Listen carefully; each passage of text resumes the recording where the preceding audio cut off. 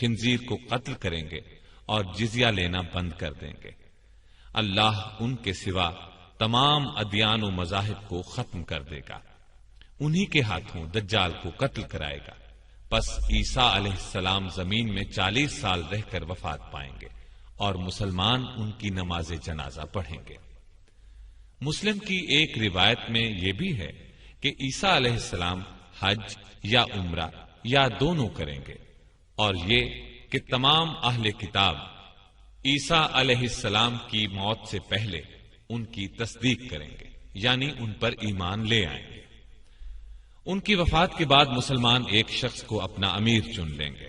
اس امیر کی موت کے 30 سال گزرنے نہ پائیں گے کہ قرآن سینوں سے اٹھا لیا جائے گا، پہاڑ اپنے مرکزوں سے ہٹ جائیں گے، پھر ایک خوشگوار ہوا چلے گی جو مومنین کی روحیں قبض کرے گی، پھر دنیا میں صرف بدترین لوگ رہ جائیں گے، انہی پر قیامت آئے گی۔ سور پھونکا جائے گا۔ سور پھونکے جانے کی چند آیات سن لیں۔ یوم ينفخ في الصور ونحشر المجرمین یومئذ زرقا، جس روز سور پھونکا جائے گا اور ہم گناہ گاروں کو جمع کریں گے اور ان کی آنکھیں نیلی نیلی ہوں گی۔ فَإِذَا نُفِخَ فِي الصُّورِ فَلَا أَنْسَابَ بَيْنَهُمْ يَوْمَئِذٍ وَلَا يَتَسَاءَلُونَ، پھر جب سور پھونکا جائے گا تو نہ تو ان میں قرابتیں رہیں گی اور نہ ایک دوسرے کو پوچھیں گے۔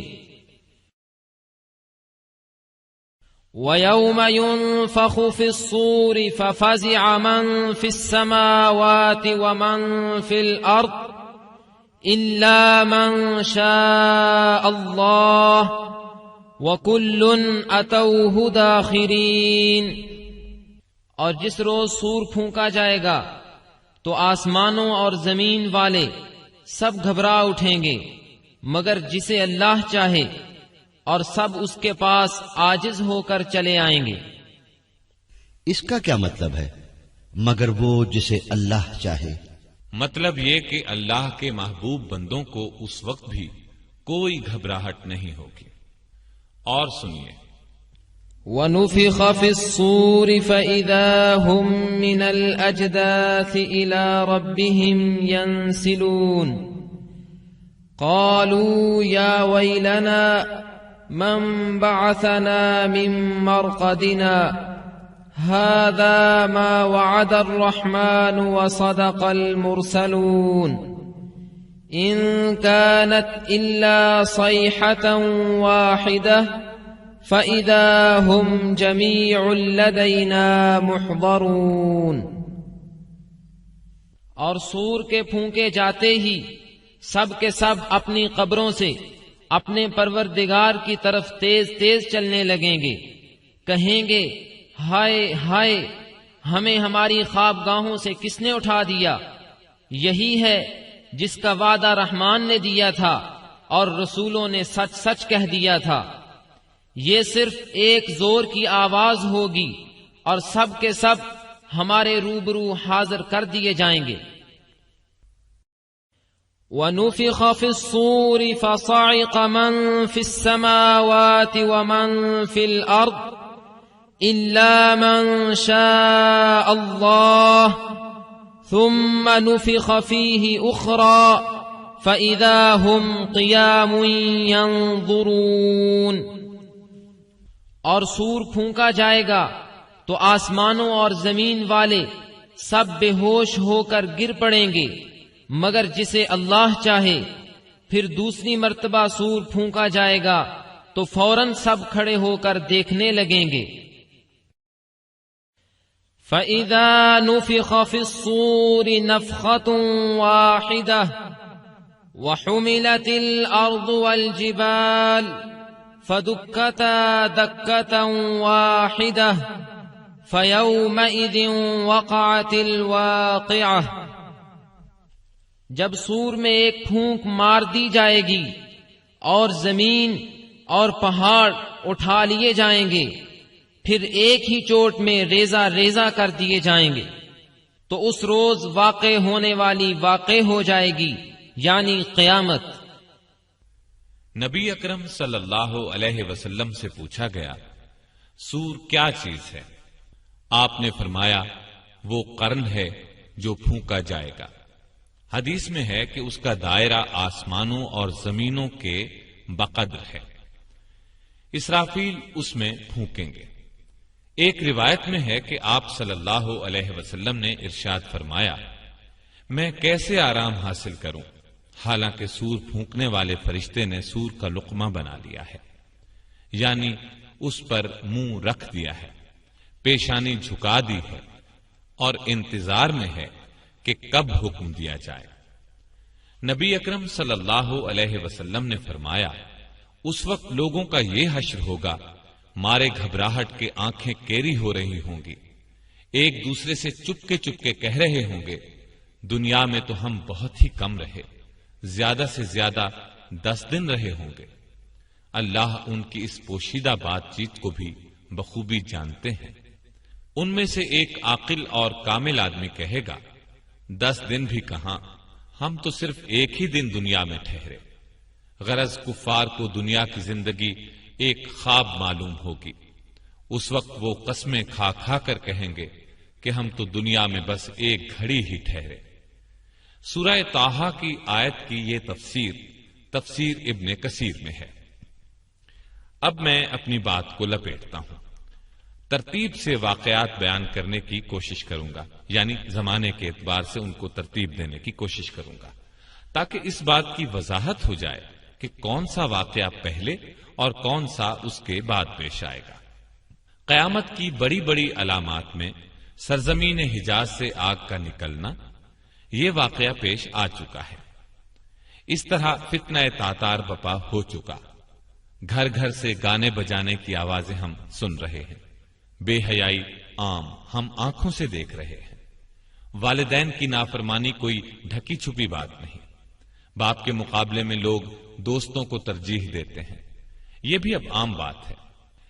میں تو اب ان علامات کو ترتیب وار بیان کروں گا جن کو ابھی معرض وجود میں آنا ہے، لیکن ان میں سے عام علامات جو اب دیکھنے میں آ رہی ہیں بتاتا چلوں۔ یہ مختلف احادیث میں موجود ہیں، یہاں ان کو جمع کر رہا ہوں۔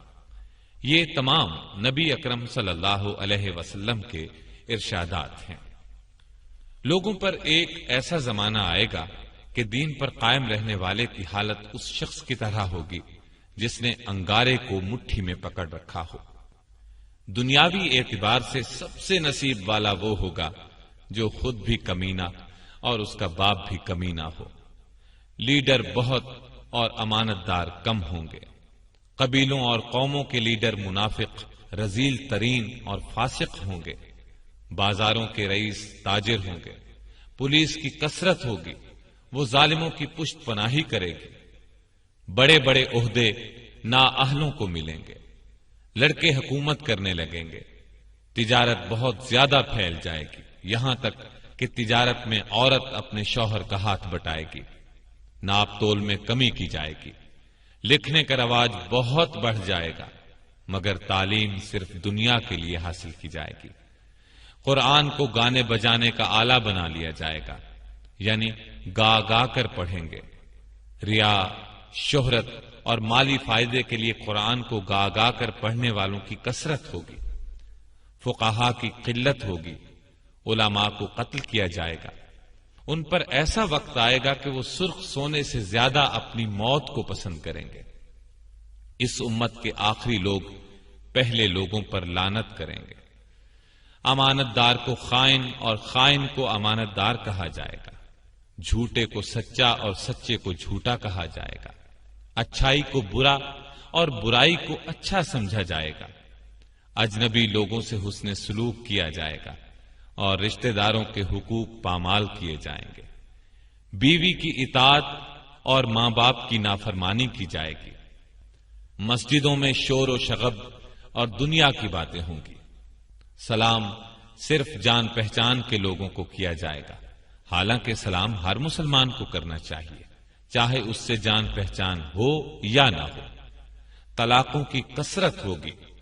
نیک لوگ چھپتے پھریں گے، کمینے لوگوں کا دور دورہ ہوگا، لوگ فخر اور ریا کے طور پر اونچی اونچی عمارات بنانے میں ایک دوسرے کا مقابلہ کریں گے، شراب کا نام نبید، سود کا نام نفع اور رشوت کا نام ہدیہ رکھ کر ان کو حلال سمجھا جائے گا۔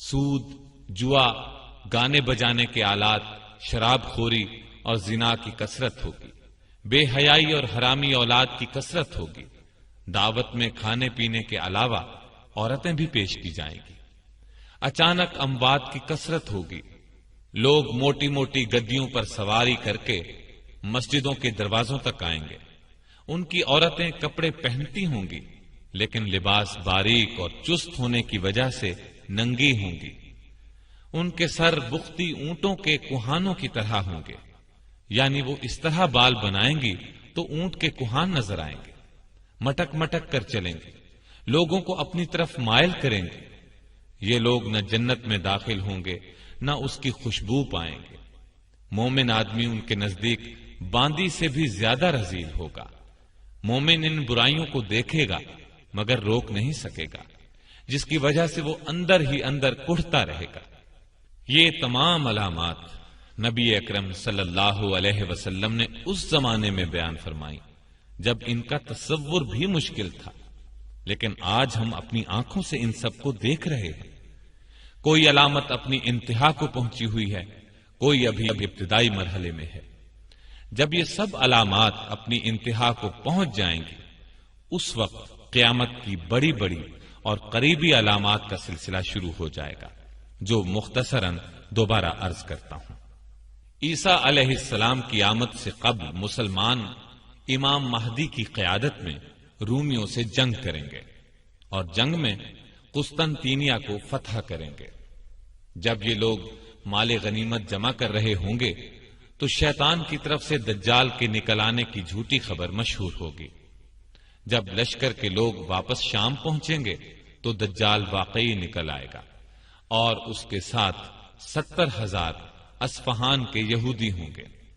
جب دجال کا فتنہ اپنے عروج پر ہوگا تو اس وقت عیسیٰ علیہ السلام کا دمشق کی مشرقی سمت سفید مینارے پر فجر کے وقت نزول ہوگا۔